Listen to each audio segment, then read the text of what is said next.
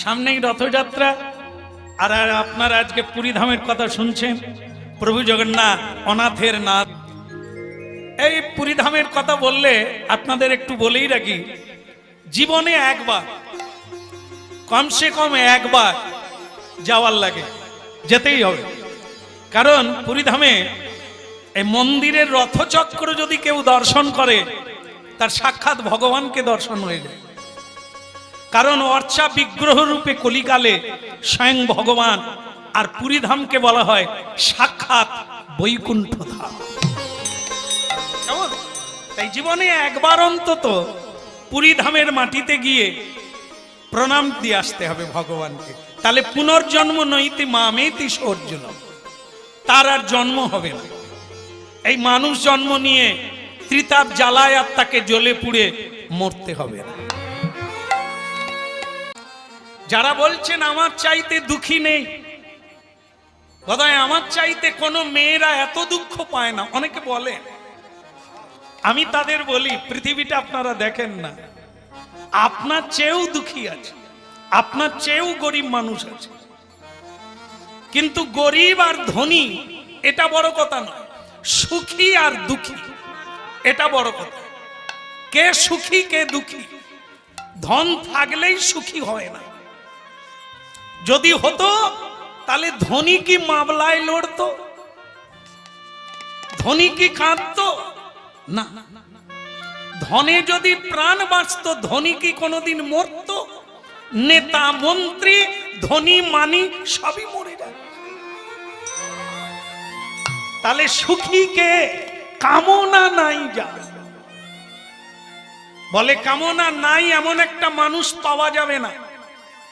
কামনার মধ্যে দুর্গন্ধ কামনা আর সৎ কামনা এক জিনিস নয়। এই যে আজকে এখানে হরিনাম হচ্ছে, কমিটিতে বহুজন যোগ দিয়েছে, যারা অনেক কষ্ট করে মানুষের দ্বারে দ্বারে চাঁদা কালেকশন করে এই এত বড় আয়োজন করেছে। ওদিকে সেবা চলছে, এদিকেও সেবা চলছে, এটা কম জিনিস না। তো যারা করছেন তারা তো মহানতা প্রাপ্ত, কত মানুষের কল্যাণ করিয়ে দিচ্ছে।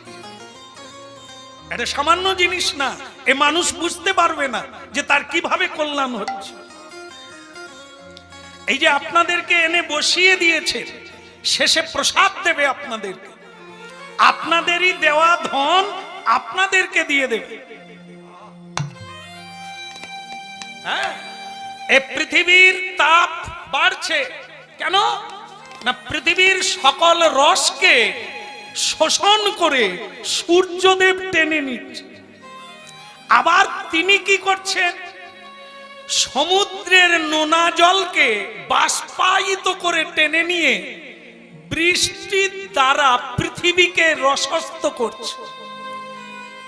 সমুদ্রের জল নোনা, চাষ হয় না, খাওয়াও যায় না। কিন্তু তিনি যখন টেনে নেন, শোধন করে বৃষ্টির দ্বারা পৃথিবীতে বর্ষণ করে, সেটা কি হয় না, তার দ্বারা মরা প্রাণও বেঁচে ওঠে। তার মানে কি? পৃথিবীর রস টেনে নিয়ে শোধন করে পৃথিবীর কল্যাণের জন্য আবার বর্ষণ করছে। নানা ভাবে মানুষের অসৎ উপায়, মিথ্যে কথা বলে, বাটপাড়ি করে, চম্পটি করে, অল্প পরিশ্রম করে এসব রোজগার করে আনলো, সেটা নোনা জল। জীবন পরিতৃপ্তি হয় না। যদি সেটা গোবিন্দ সেবায় লেগে যায়, আজকে লাগলো, আপনারা দিয়েছেন, সেই ধন প্রসাদ রূপে বিতরণ হচ্ছে, আজকে কীর্তন রূপে বিতরণ হচ্ছে। এ আপনাদেরই অর্থ, শুধু নিয়ে গোবিন্দ গ্রহণ করে প্রসাদ রূপে বিতরণ করছে মানুষকে।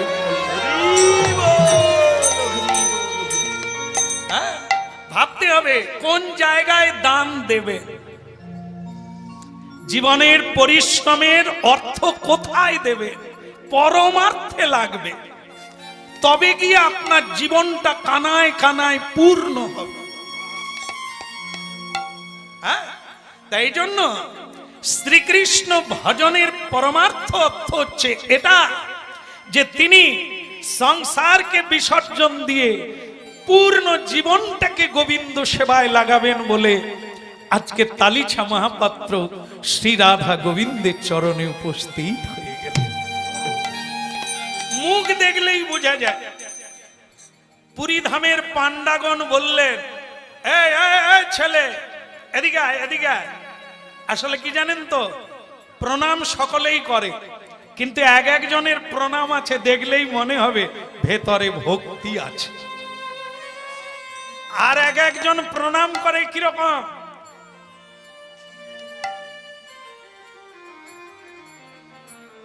মানে এ প্রণামে কোনো খরচা নেই, নুইতেও হলো না, শুতেও হলো না,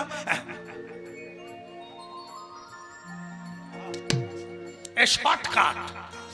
কেমন এতে এ জগতের বিশ্বপিতাও না আশীর্বাদ করবে, আরে মা বাবাও না দিতে পারবে কি। এই জন্য প্রণাম হচ্ছে, ভারতীয় প্রণাম হচ্ছে দু রকমের, এক হচ্ছে হাঁটু গেড়ে পঞ্চাঙ্গ, আর হচ্ছে সাষ্টাঙ্গ শয়ন করে প্রণাম। এ দুই প্রণাম হচ্ছে ভারতীয় আধ্যাত্মিক প্রণাম, যা মানুষ করেন আর ভগবানের কৃপা প্রাপ্ত। সুন্দর লালা সুচির দুলালা নাচত শ্রী বৃন্দাবন মে। সুন্দর লালা সুচির দুলালা নাচত শ্রী বৃন্দাবন মে। সুন্দর লালা সুচির দুলালা নাচত শ্রী বৃন্দাবন মে। বলো সুন্দর লালা সুচির দুলালা নাচত শ্রী বৃন্দাবন মে। ভালে চন্দন তিলক মনোহর, ভালে চন্দন তিলক মনোহর, ভালে চন্দন তিলক মনোহর, ভালে চন্দন তিলক মনোহর। অলকা তিলকা কপলন মে। সুন্দর লালা সুচির দুলালা নাচত শ্রী বৃন্দাবন মে। বলো সুন্দর লালা সুচির দুলালা নাচত শ্রী বৃন্দাবন মে। হরি বল। বলো প্রভু জগন্নাথ কি, বলো বৃন্দাবন বিহারী লাল কি। ভক্তমন্ডলী মায়েরা নিযুক্ত হয়ে গেল। মুখ দেখেই পান্ডারা বললে, এ খোকা তুমি ভগবানের সেবায় লাগবে, এসো জীবনে লিখে দাও, তুমি কোনোদিন সংসারে যাবে না, সংসার করবে না। বলে ও আমি লিখে দিয়েছি,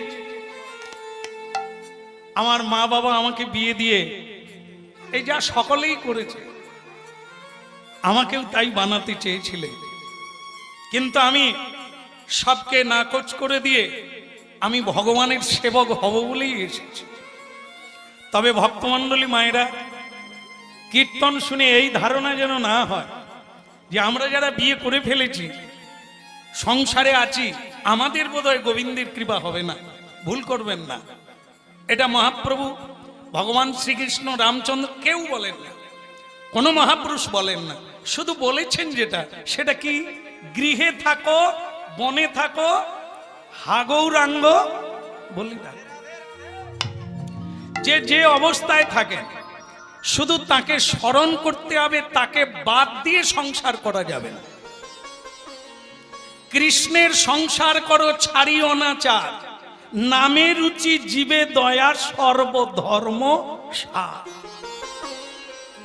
প্রতি সংসারে কৃষ্ণই হবে মালিক, এটা হচ্ছে সংসারী জীবের একমাত্র কর্তব্য। ভগবানকে মালিক করে তুমি তার দাস হবে, তোমার আর পাপ থাকবে না।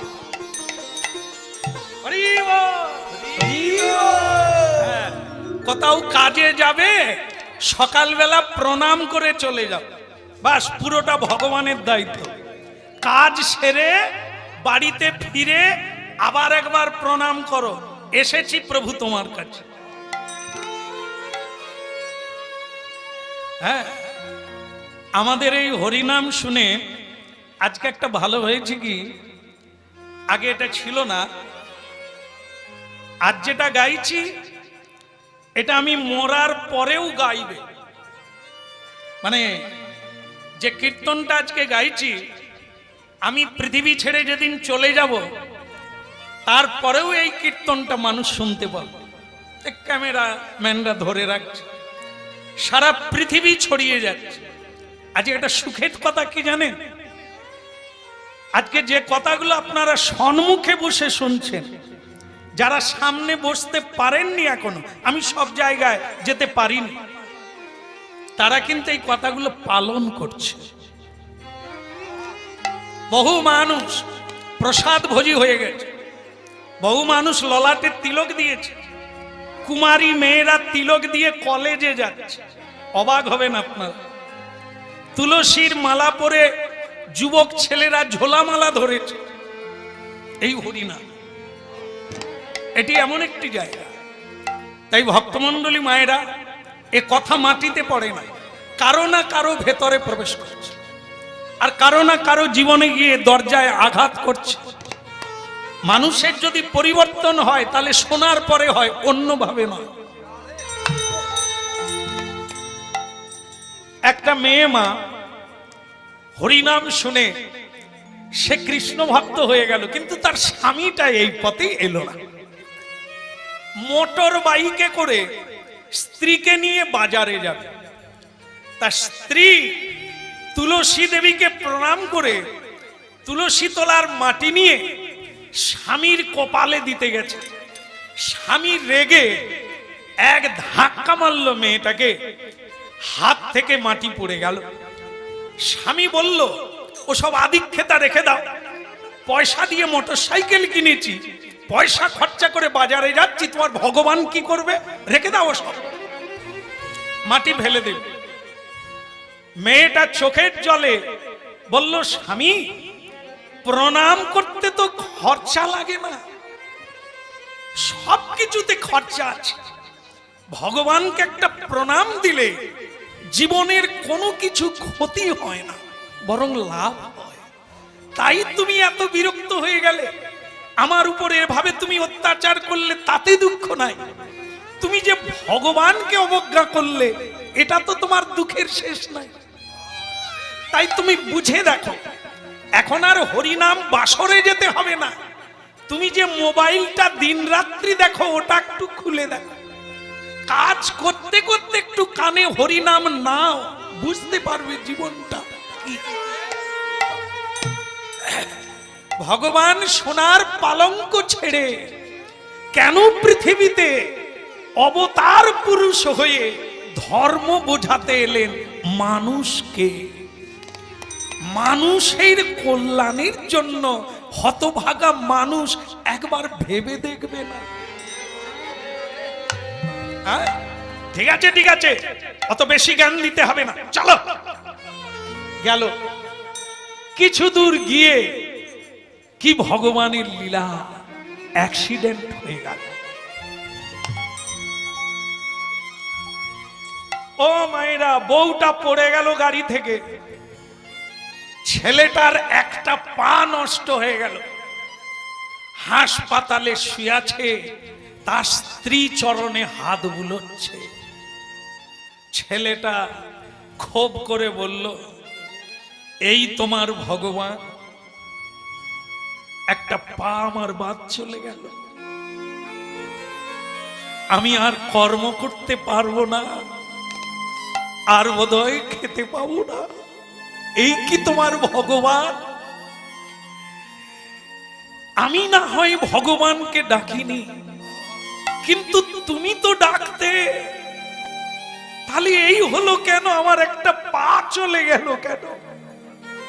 মেয়েটা বললেন, স্বামী তোমার হয়ে আমি জানিয়েছিলাম বলে তবু তোমার একটা পা গেছে, যদি না ঈশ্বরকে জানাতাম তোমার দুটো পাই হয়তো চলে যেত, বা প্রাণটাই চলে যেত, তুমি কি করতে? ভাবো, বিপদ হবে না তা না, কিন্তু বিপদ ভঞ্জনকে প্রণাম করে গেলে তিনি রক্ষা করে। শেষ রক্ষাটা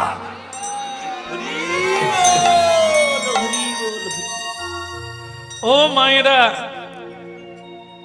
মহাভারত মানে ভারতের কথা। দ্রৌপদী কৃষ্ণের সখী বন্ধু। দেখেন কথাটা শুনে নেন, দ্রৌপদীজির কি বিপদ হয়নি? চুলের মুঠি ধরে দুঃশাসন তাকে টানতে টানতে, যাদেরকে কেউ দেখতে পায় না বাইরের মানুষ, রাজকুল বধূকে প্রাসাদে টেনে আনলো। আপনারা কি বলবেন? ভগবানকে যারা ভালোবাসে তাদের এত দুঃখ কেন? এই তো শুনুন, বিপদ হবে, কিন্তু শেষ রক্ষাটা যদি ভজন করেন তিনি রক্ষা করবে। শেষ রক্ষা হরি বল, হরি বল। একদিন দ্রৌপদী দুঃখ করে কৃষ্ণকে বলেছিলেন, কৃষ্ণ তোমার উপর আমার রাগ আছে। কেন সখী, আমার উপরে তোমার কিসের রাগ?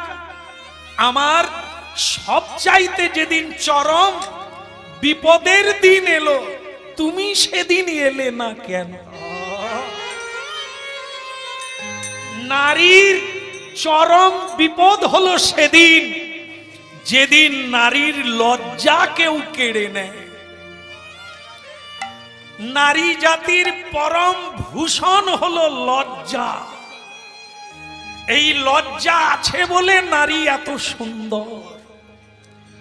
যার লজ্জা নেই তিনি সুন্দর নয়, আকর্ষণীয় হতে পারে না, তাকে নির্লজ্জা বলে। তাই সেই লজ্জা যদি কেউ কেড়ে নেয়, তার চাইতে নারী জাতির বিপদ আর নাই। কেন? কৃষ্ণ দয়াময়, সেদিন তুমি এলে না কেন?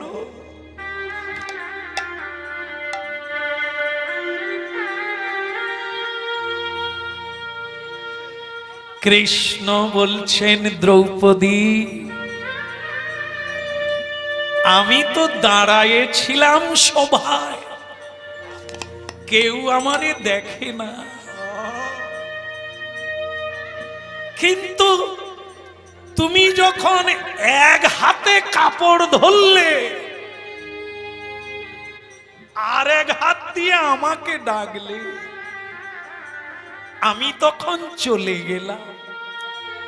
কারণ আমাকে যে পূর্ণ রূপে ডাকে না,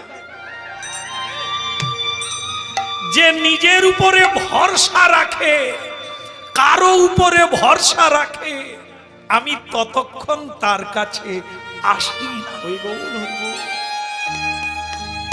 যখন তোমার স্বামীরা পারল না, ভীষ্মদেব পারল না, দ্রোণাচার্য পারল না, যখন তুমি দুই হাত তুলে গোবিন্দ বলে ডাকলে, আমি তখন শাড়ি হয়ে তোমার গায়ে জড়িয়ে গেলাম। আমি যদি না তোমার গায়ে জড়িয়ে যেতাম, তোমার কি লজ্জা থাকত? তাই দ্রৌপদী ভগবানের নাম রাখলেন লজ্জা নিবারণকারী। তাহলে ভাবুন, বিপদ হবে কিন্তু শেষ রক্ষাটা তিনি করবেন। আর যদি না ডাকো তারে, তাহলে কেউ রক্ষা করবে না, সর্বহারা হয়ে বিপদে পড়তে হবে। করুণা কর দ্রৌপদী পুকারে, করুণা কর দ্রৌপদী পুকারে, দয়াময় দ্রৌপদী লজ্জা নিহারে, দেখা দাও, দেখা দাও, দেখা দাও হে গিরিধারী। প্রভু জগন্নাথ কি, সুভদ্রা দেবী কি, আরেকবার বলা যাবে? বলো বলদেব প্রভু কি। হ্যাঁ, সামনেই রথযাত্রা, আর আপনারা আজকে পুরী ধামের কথা শুনছেন। প্রভু জগন্নাথ অনাথের নাথ যিনি। এই পুরী ধামের কথা বললে আপনাদের একটু বলেই রাখি, জীবনে একবার, কমসে কম একবার যাওয়ার লাগে, যেতেই হবে। কারণ পুরী ধামে এই মন্দিরের রথচক্র যদি কেউ দর্শন করে, তার সাক্ষাৎ ভগবানকে দর্শন হয়ে যায়। কারণ অর্চা বিগ্রহ রূপে কলিকালে স্বয়ং ভগবান, আর পুরী ধামকে বলা হয় সাক্ষাৎ বৈকুণ্ঠ ধাম। কেমন? তাই জীবনে একবার অন্তত পুরী ধামের মাটিতে গিয়ে প্রণাম দিয়ে আসতে হবে ভগবানকে। তাহলে পুনর্জন্ম নইতে মামেতি অর্জুন, তার আর জন্ম হবে না। এই মানুষ জন্ম নিয়ে ত্রিতাপ জ্বালায় আর তাকে জ্বলে পুড়ে মরতে হবে না। এই যে ঘুমোচ্ছে দেখো, পড়ে যাবে গো। এই শোনো শোনো, না না এখানে না, এখানে না। যে ছেলেটাকে চাকরি দেওয়া হচ্ছে পুজো করবে, সে ঘুমিয়ে পড়ে যাচ্ছে। ঘুমালে শরীরে আরাম হয়, এটা খারাপ না, কিন্তু ওটা তাহলে মায়ের কোলে গিয়ে ঘুমাও। আরো আরাম নিতে গেলে বিয়ে করো। যেমন যারা বিয়ে করেছে তারা কত আরামে ঘুমা, ওটা তারে ভজার বাপ কিরকম রাত্রেও খাটছে, দিনের বেলাও খাটছে। ওটা বিয়ে করে যে কে কত সুখে ঘুমাচ্ছে সে তারাই জানে। ওটা চোখ দেখো, যেন কতকাল দেখেন। কাজ করো, কাজ করো, দুটো পয়সা রোজগার করো, ভালো শাড়ি আনো, গয়না আনো, বলো রাধে রাধে, রাধে রাধে। ঘুম আসছে, ঘুমাবে, মায়ের কোলে গিয়ে ঘুমা। এখানে মায়ের আদর নয়, বাবার আদর নয়, মামা বাড়ির আদর নয়। শোনো একটা কথা, প্রতিদিন 3:30টায় উঠবে। আগে শীতের দিনে একদম কোনো কথা না, আরামের নাম হারাম। জীবনে তো মানুষ যদি 100 বছর বাঁচে, হতভাগারে অর্ধেক দিন ঘুমিয়ে কাটে। ঘুমিয়ে লাভ হয়েছে কার? ঘুমিয়ে কেউ কিছু বুঝতেও পারে না, জানতে পারে না যে সে সেগুন কাঠের খাটে ঘুমোচ্ছে না বাঁশের খাটে।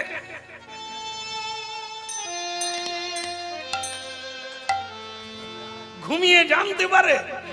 তবু মানুষের কিরকম নেশা দেখুন, যে খাটে ঘুমাবে তার কত ডিজাইন দরকার, ঘুমাবে না দেখবে। হ্যাঁ, অনেকের খাটে আবার আয়না লাগানো, কেন জানি না। না আমি জানলাম কি করে, কীর্তন গাইতে গিয়ে তো বাঁশা পাই, আমি খালি ভেবে পাই না খাটে আয়না কেন। কেউ বলতেও পারে না, দলের ছেলেদের এরা বলে তো আমাদের খাটি নাই, তো কি করে জানে। হ্যাঁ, তা যাই হোক, যারা লাগায় তারা জানে এত আরাম দেয়। কে? তাদেরই স্ত্রীর সঙ্গে মামলা চলছে, ছেলের সঙ্গে মামলা চলছে।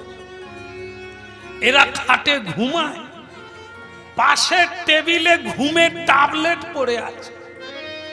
এই তো ঘুম পাড়ায়, ভেতরে শান্তি থাকলে তো ঘুমাবে মা। কিছু কিছু লোক জানেন তো এত শান্তি পায় ট্যাবলেট খেয়ে ঘুমায়। হরিনাম শুনতে চলে এসেছে, দিব্যি খুঁটো ধরে ঘুমোচ্ছে। সকলে বাড়ি চলে গেছে, সে আর যায় না। আমি বললাম কি ব্যাপার, আপনি বাড়ি যাবেন না? বলে একটু ঘুম ধরে গিয়েছিল। তাই এবার যাব, তোমার হরিনাম খুব ভালো হয়েছে। আমি বললাম আপনাকে আমি লক্ষ্য রেখেছি ঘন্টা তিনে গাইলাম, আর আপনিও ঘন্টা তিনে গাইলেন, তা আপনি আমার হরিনাম কখন শুনলেন? কি করে বললেন যে আমার হরিনাম ভালো হয়েছে? বলে দেখো বাবা, প্রতিদিন ট্যাবলেট না খেলে ঘুমাতে পারি না, কিন্তু আজকে বিনা ট্যাবলেটে 3 ঘন্টা ঘুমালাম। তাহলে কি তোমার হরিনাম ভালো হয়নি? আমি তাহলেও কাজ হচ্ছে, তাহলে ভালো ঘুম হচ্ছে। গুরুদেবকে বললাম যে আমার হরিনাম শুনে যদি কেউ বিনা ট্যাবলেটে ঘুমায় সেটাও কি মঙ্গল? গুরুদেব বলে তবু তো ট্যাবলেটের খরচা থেকে গেল। কেউ যদি শান্তি পায় সেটা খারাপ কি? ঘুমাক না, ইনজেকশন দিয়ে তাকে জাগাস না। নিতাই গৌর হরি বল। কটায় উঠতে হবে বললাম? মনে রাখো, প্রতিদিন শীত গ্রীষ্ম বর্ষা 3:30টায় উঠবে। আপনারা যারা হরিনাম শুনছেন আপনারা ভাবলেন ভাগ্যিস ওই চাকরি আমরা নিই না। না, এ উপদেশ সকলের জন্য। 3:30টায় উঠে স্নান করে ভোর 4টার সময় মন্দিরে ঢুকুন। যার যেমন মন্দির আছে, বাড়িতে মন্দিরে ভগবানের মঙ্গল আরতি করুন। ভজ গৌরাঙ্গ কহ গৌরাঙ্গ লহ গৌরাঙ্গে তো নাম রে। ভজ গৌরাঙ্গ কহ গৌরাঙ্গ লহ গৌরাঙ্গের নাম রে। ভজ গৌরাঙ্গ কহ গৌরাঙ্গ লহ গৌরাঙ্গে তো নামি রে। একবার ভজ গৌরাঙ্গ কহ গৌরাঙ্গ লহ গৌরাঙ্গের নাম রে। যে জনা গোবিন্দে ভজে সে হয় আমার প্রাণ রে। যে জন গৌরাঙ্গ ভজে সে হয় আমার প্রাণ রে। আপনারা বলুন ভজ গৌরাঙ্গ।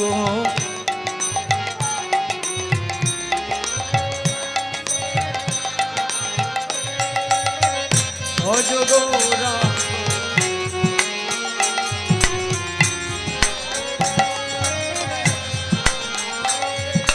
যে জনা গৌরাঙ্গে ভজে সে হয় আমার প্রাণ রে।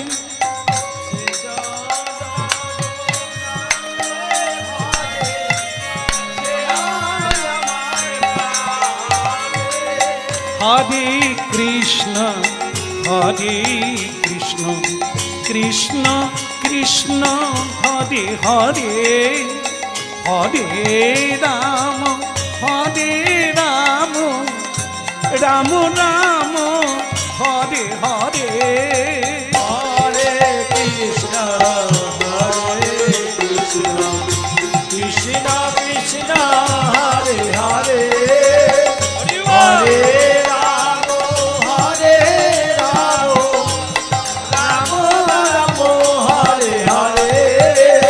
ভজ শ্রী কৃষ্ণ কহ শ্রী কৃষ্ণ লহ শ্রী কৃষ্ণের নাম রে।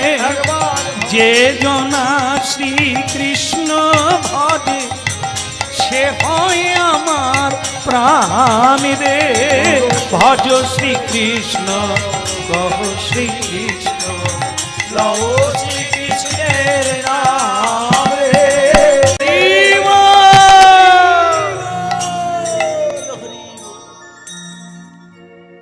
কোনদিন বাসি কাপড় পরে মন্দিরে ঢুকবে না। পায়ে জল না দিয়ে তুমি কোনদিন জগন্নাথ মন্দিরে ঢুকবে না। প্রতিদিনের কাপড় প্রতিদিন পরিষ্কার করবে। পরিষ্কার পরিচ্ছন্নতাই হলো পবিত্রতা। এটাই তোমার জীবনের প্রথম সোপান। কোনোদিন আলস্য করবে না, ভেতরে উদ্দীপন রাখবে। উদ্যমে নহি সিদ্ধন্তি ন কার্য, ওটাই পুজো। উদ্যম নিয়ে এগিয়ে যাওয়াটাই হলো পুজো। কতটা করলে সেটা ভেতরের ভক্তি, কিন্তু এগিয়ে যাওয়াটার নামই হচ্ছে পুজো। এগিয়ে যাওয়ার নামই জীবন, পিছিয়ে পড়ার নাম হচ্ছে মৃত্যু। কোনো কিছুতে হেরে গেলে চলবে না। মনুষ্য জীবনটাই হচ্ছে লড়াই। এই লড়াইয়ে বেঁচে থাকলে সেই হয় জয়ী। দেবতারাও তাকে কর্নিশ করে। মানুষ পুজো করে, মানুষ মানুষকে পুজো করে। কেন করে? যখন মানুষ দেবতায় পরিণত হয়। আজ প্রতি শুধু ভারতবর্ষে নয়, অন্যান্য দেশেও পর্যন্ত মহাত্মা গান্ধী পুজো হয়, রবীন্দ্রনাথজির পুজো হয়। জন্মদিবস মৃত্যু দিবস পালন করে পৃথিবীর মানুষ, শুধু আত্মীয় স্বজন নয়। নেতাজি সুভাষচন্দ্র, ক্ষুদিরাম, কারা এরা? আত্মবলিদান, যারা জগতের কল্যাণের জন্য আত্মত্যাগ, এই তো পূজা। শুধু নিজের জন্য যারা করে, ভগবানের পুজোও যারা করে শুধু নিজের জন্য, একে স্বার্থপর বলে। এরা নিভে যাওয়া প্রদীপ, এরা বোঝে না এই জগতের মধ্যে ঈশ্বর সর্বময় হয়ে আছে। তাই জগতের কল্যাণের জন্য যারা আত্মবলিদান করে তারা পুজো পায় জগতে, দেবতা। নানা মানুষই তারা তো নয়,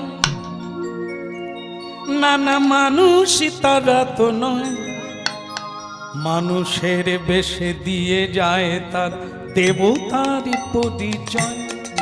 নানা মানুষ তারা তো নয়, মানুষ তারা তো নয়, মানুষের বেশে দিয়ে যায় তারা দেবতার পরিচয়।